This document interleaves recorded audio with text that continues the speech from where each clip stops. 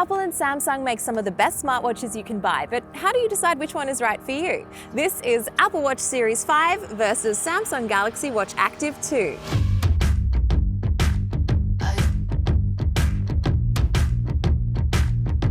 Now, a lot of people have been asking for this comparison, so I'm going to dive into everything from fitness features to smartwatch features and, of course, the all-important battery life. So let's start with fitness tracking because both of these smartwatches also do double duty as fitness trackers.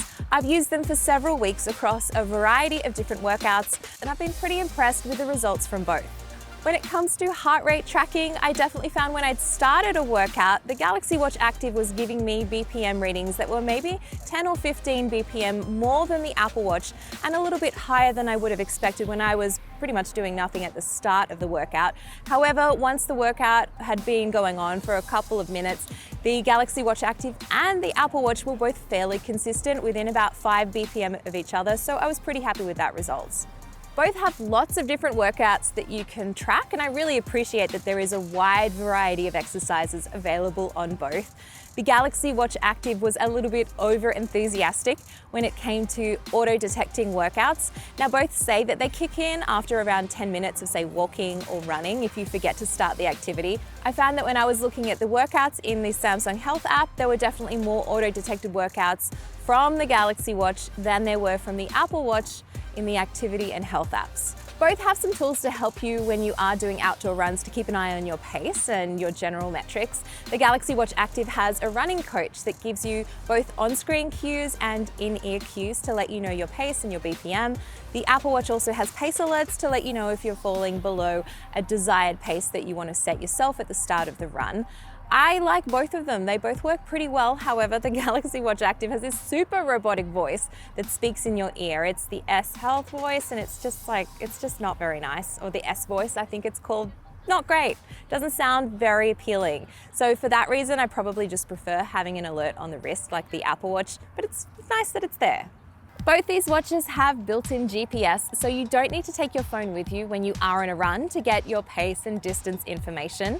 And both of them work pretty seamlessly. A few updates later after the Galaxy Watch Active first came out, and I found it's definitely a lot more consistent. It's a lot quicker to lock onto a GPS signal as well. Now, a lot of people have spoken about the Galaxy Watch Active 2 and the GPS accuracy, so I decided to test this out. So I took out a phone with Strava on it recording. Then I was recording the activity on both the Apple Watch and the Galaxy Watch Active in the Workouts app separately.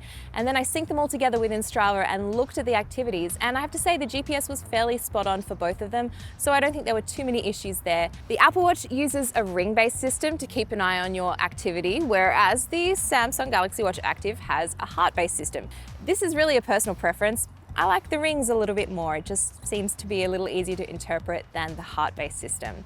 When it comes to the apps though, Samsung does win this one because it's just a lot easier to find that data rather than looking in the two different apps that the Apple Watch has. So Apple Watch has the Health and Activity app, and it's just a little hard to work out where you need to find your workout data.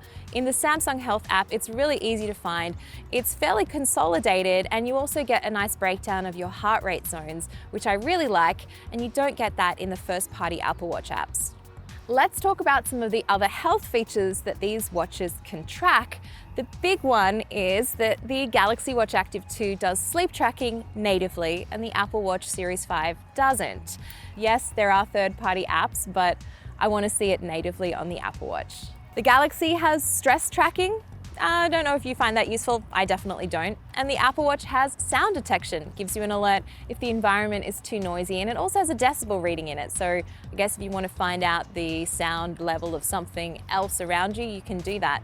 The Apple Watch also has fall detection and the ability to call emergency services, plus high, low, and irregular heartbeat readings. The Galaxy Watch Active also gives you those high and low heartbeat readings, although you do need to set the heart rate monitor to be constantly reading in order to get that information.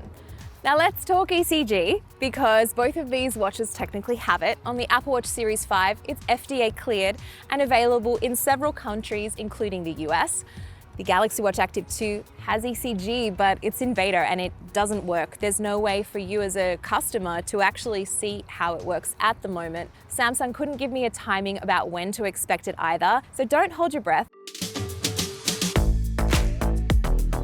Both of the watches come in two different sizes, either a 40 or 44mm watch face. And square versus round, I guess, is the next question that you need to ask yourself. Which one of these do you prefer? I think it really depends on the application. I think that the Galaxy Watch Active looks really pretty and premium on the wrist and looks more like a traditional watch, whereas the Apple Watch, for me, it's actually easy to read notifications on a square screen. So I guess there's trade-offs there. I don't like the look of the Apple Watch as much as I do the Galaxy Watch Active, but there are advantages that it has in different ways. Both of them also have an always-on display and it's color. Although if you do turn it on, so you will be able to see the time on your wrist all the time without raising to wake, it will affect battery life, and I'll talk about that shortly. Touch bezel or digital crown. Now, those are the two main ways that you can navigate around these watches, apart from using the touchscreen, of course.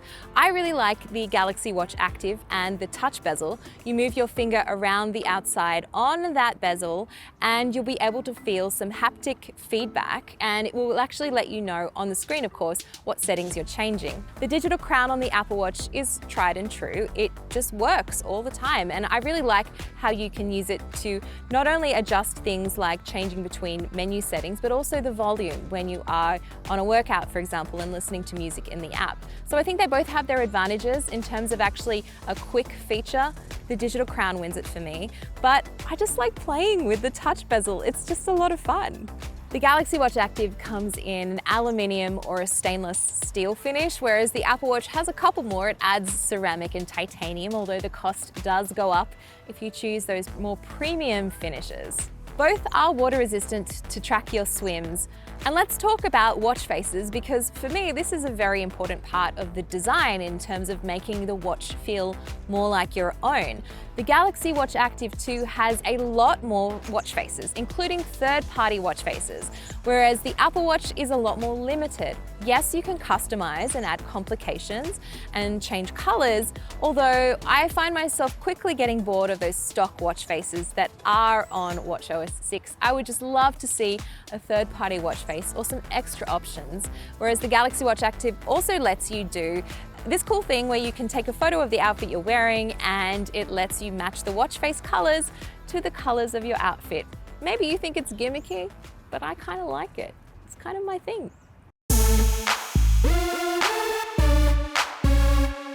When it comes to smartwatch features, both of these watches do a great job. They receive notifications from your phone. You can be really granular and choose which ones come through. You can accept and reject calls, install apps, lots of different things you can do with them. The main differences come down to the operating system and the selection of third-party apps.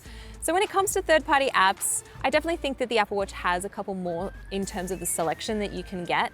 The Galaxy Watch Active 2 does have quite a few third-party apps, I'll give you that, although there's a lot of them that don't work that well compared to what you can find on the Apple Watch. watchOS on the Apple Watch versus Tizen on the Galaxy Watch Active 2. I think both are really fully fledged smartwatch operating systems. And I like how Tizen gives you the option to customize widgets, really get quite granular in what you can do with it compared to watchOS 6. Although I think that the Apple Watch and watchOS 6 is just a lot smoother and it just has less problems overall in terms of some bugginess and things like that compared to the Galaxy Watch Active. Bixby or Siri? Do you care about the digital assistant? Because both of them live on your wrist. If you want to be able to use your voice to send messages or start workouts, I don't think either of them are that great, but overall Siri is a little bit more responsive and just understands my voice a bit better than Bixby does. Both let you store music on your wrist, whether that's music you own or being able to store music for listening offline from a music streaming service, such as Spotify or Apple Music. And it really comes down to which of those services that you use. If you're a premium subscriber on either Apple Music on the Apple Watch, you can do that, or Spotify on the Galaxy Watch Active. I'm a Spotify person, so the integration on the Galaxy Watch Active is really nice for me. Both of these watches also have an LTE option, which comes at a premium price, of course, and you'll need to use, obviously, an iPhone with the Apple Watch. It's not Android compatible whatsoever. And on the Galaxy Watch Active, you'll need an Android phone at the time that I recorded this to use LTE. And you'll also need to double check what your carrier supports. So some carriers will only support LTE on a Galaxy phone, not an Android phone in general. So make sure to check this table, and I've linked it in the description below, just so you can double check that you'll be able to use LTE on your watch. And of course, if you're not interested in LTE on your wrist to make calls and things while you're on the go, they both come in a regular Bluetooth option with GPS. Mobile payments are available on both either Apple Pay or Samsung Pay, and it is NFC only. Unfortunately, you won't get that nice Samsung Pay feature of being able to use your phone anywhere at any terminal, even if it doesn't have contactless payments. It's just NFC tap to pay on both of these watches.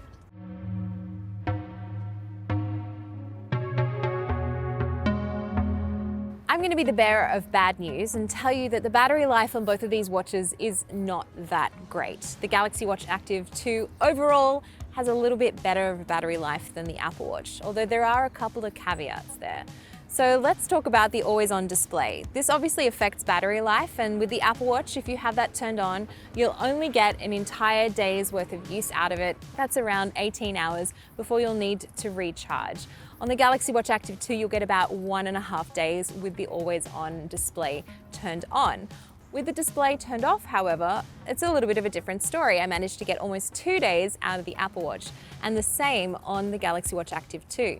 If you're doing an outdoor workout while listening to music and with the always-on display turned on, the Galaxy Watch Active will take a bit of a beating when it comes to the battery life. It won't be a pretty sight after 30 minutes. Your battery will deteriorate probably from 40 to 15%, which is not that great.